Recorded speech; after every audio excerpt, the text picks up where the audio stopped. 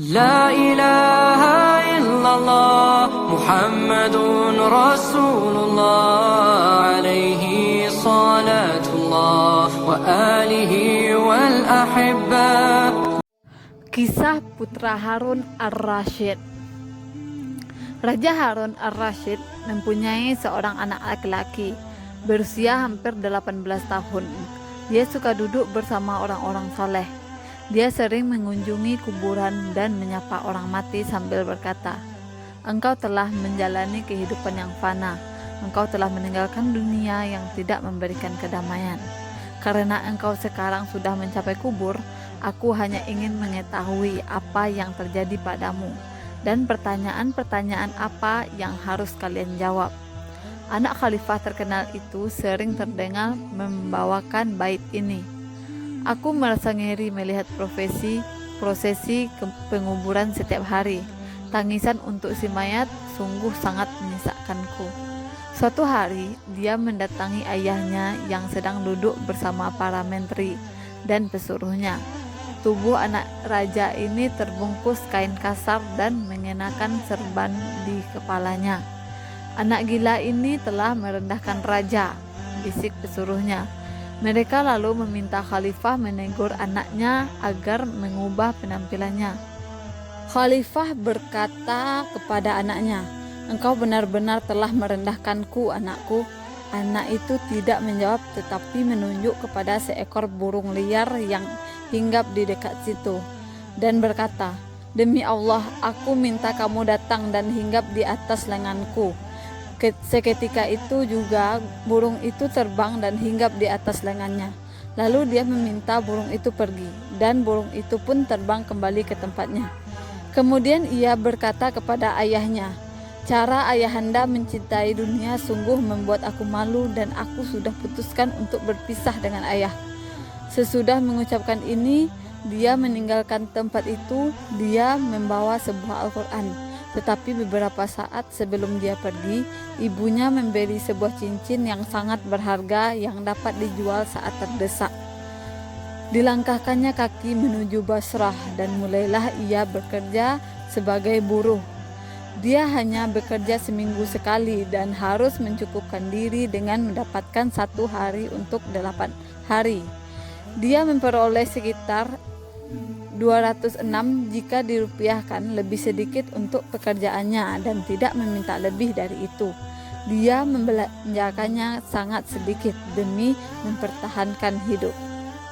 Abu Amir Basri bercerita bahwa salah satu dinding rumahnya telah runtuh dan dia sedang mencari tukang batu untuk membangunnya lagi. Dia melihat seorang pemuda tampan sedang duduk dan membaca Al-Quran. "Maukah kau bekerja untukku?" dia bertanya kepada anak itu. "Ya, aku mau. Manusia dilahirkan untuk mendapatkan nafkah dari keringatnya sendiri. Apa yang dapat aku kerjakan untukmu?" Abu Amir berkata, "Aku menginginkanmu bekerja mengaduk semen." "Baik, aku minta 206 untuk upah seharianku dan tidak bekerja selama waktu sholat." Abu Amir menerima kedua syarat ini.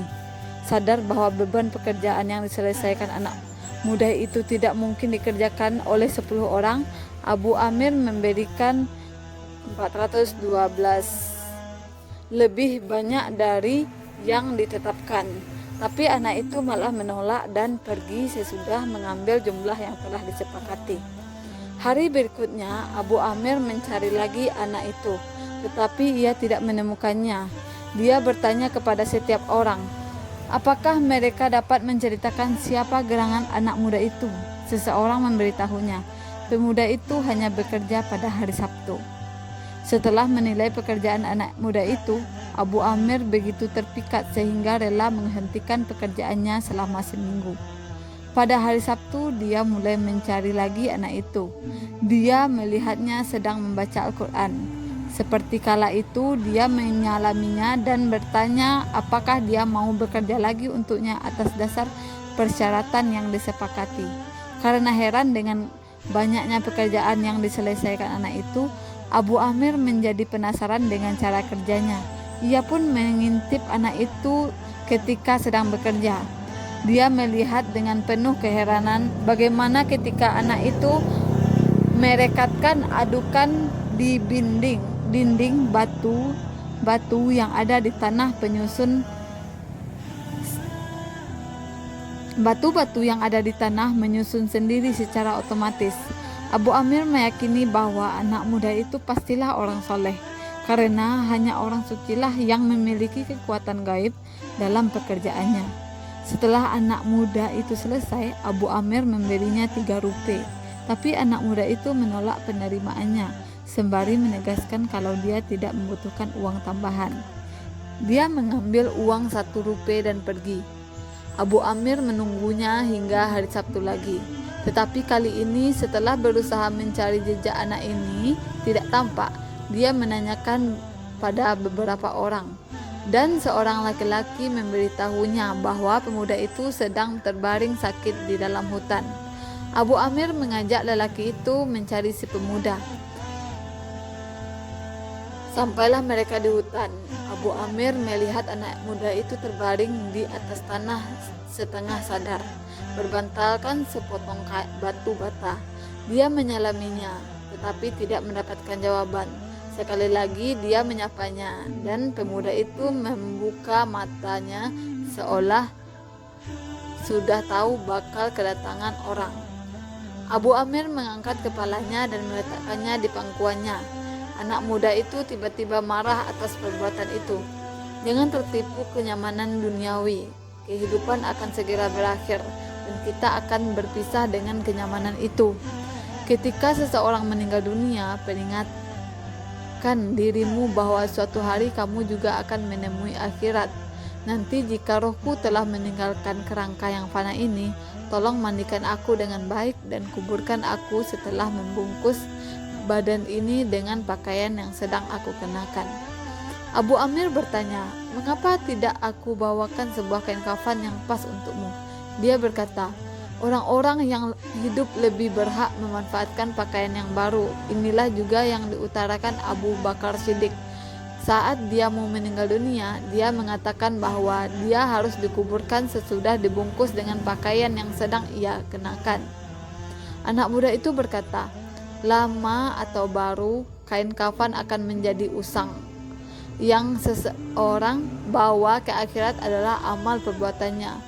Berikan serban dan tempat airku kepada penggali kubur sebagai upahnya, dan bawalah cincin dan Al-Quran ini kepada Raja Harun Ar-Rasyid. Jagalah baik-baik dan serahkan sendiri barang-barang ini kepada raja. Beritahu raja bahwa barang-barang ini ditinggalkan seorang anak pengembara. Beritahu dia supaya berhati-hati terhadap kematian dan kelalaian. Setelah mengatakan hal itu, roh pemuda itu terbang menuju surga. Abu Amir baru menyadari bahwa pemuda itu seorang pangeran. Dia melaksanakan permintaan terakhir pemuda itu. Ia lalu menguburkannya. Dia memberikan serban dan tempat air kepada penggali kubur dan membawa Al-Quran dan cincinnya ke Baghdad.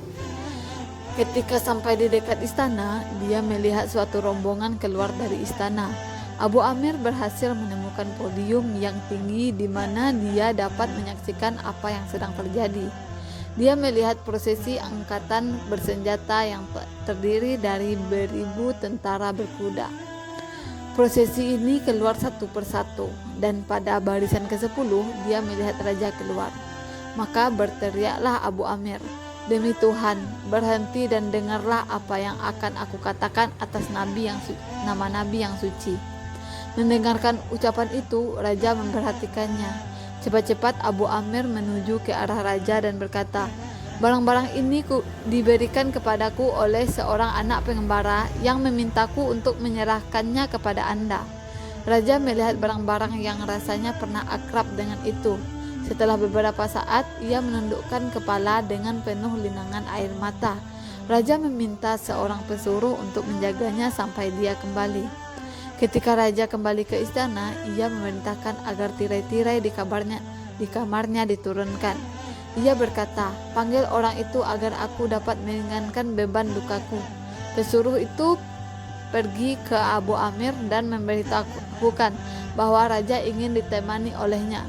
Namun demikian, Abu Amir memperingatkan dirinya sendiri bahwa raja sedang sedih dan dia harus menjaga kata-katanya kalau berbicara dengannya. Sampai di kamar raja, Abu Amir melihat raja sedang duduk seorang diri. Raja meminta agar dia mendekat dan duduk di sebelahnya. Raja bertanya apa yang anaknya sering kerjakan.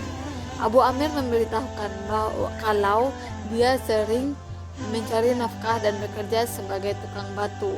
Apakah dia bekerja untukmu? Tanya raja. Ya, jawab Abu Amir. Raja berkata, tidak tahukah kamu kalau dia berhubungan dekat dengan Nabi? Raja adalah keturunan Abbas bin Al-Muttalib, paman Nabi. Abu Amir menyesal tidak tahu apapun tentang anak itu saat dia bertemu dengannya dulu. Kemudian raja bertanya, apakah dia yang memandikan anaknya? Abu Amir mengiyakan. Raja menyentuh tangannya dan menggenggamnya erat-erat ke dadanya. Karena ketika itulah ia menyandungkan bait ini, hatiku mulai luluh mengenang sang pengembara kesepian yang jauh dariku. Meskipun begitu, dukanya sungguh memenuhi hatiku. Kematian tak pelak memporak-porandakan kenyamanan kita. Wahai pengembara, wajahmu adalah secercah cahaya rembulan yang menempel pada lehermu dan nan jenjang dan berkilau. Kubur telah menelan sepotong bulan atau cahaya bulan. Selanjutnya Raja Harun al-Rasyid menziarahi kuburan anaknya ditemani Abu Amir. Ketika mereka sampai di tempat itu, raja melantunkan syair berikut ini. Betapa besar keinginanku berjumpa dengan sang pengembara yang tak akan pernah kembali. Kematian terlalu dini menjemputnya. Engkau adalah cahaya kedua mata ini. Hatiku tergetar oleh cintamu, dan ayahmu ini aku akan segera merasakan cawan kematian dalam usia uzurnya. Sedang engkau dalam usia mudamu mendahului merasakannya. Cepat atau lambat siapapun harus menerima cawan itu, dimanapun ia berada, di hutan atau di kota. Kita hanya dapat memuji Tuhan, dan dialah yang menentukan perilaku kita. Melanjutkan ceritanya, Abu Amir berkata bahwa setelah memanjatkan doa-doa itu malam hari, dia tidur dan bermimpi melihat sebuah sumber cahaya yang berubah menjadi suatu awan keperakan.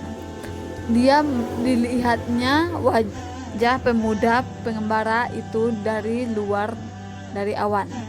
Pemuda itu menyapa dia dan berkata, aku berdoa semoga Allah membalas kebaikan yang telah engkau lakukan untukku.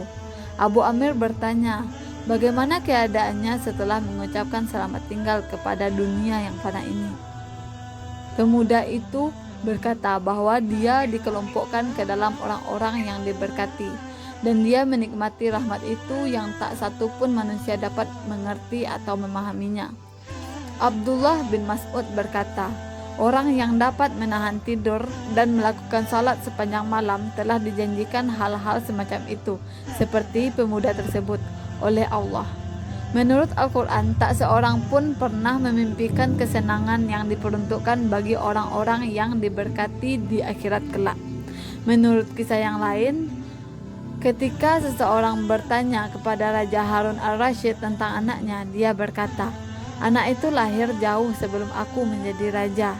Anak itu benar-benar mengetahui Al-Quran dan cabang ilmu pengetahuan lainnya. Ibunya telah memberinya sebuah cincin yang berharga yang tak dapat dia manfaatkan dan dikembalikannya sebelum dia meninggal. Dia sangat patuh kepada ibunya. Semoga podcast ini bisa menambah ilmu kita. Semoga bermanfaat. Assalamualaikum warahmatullahi wabarakatuh.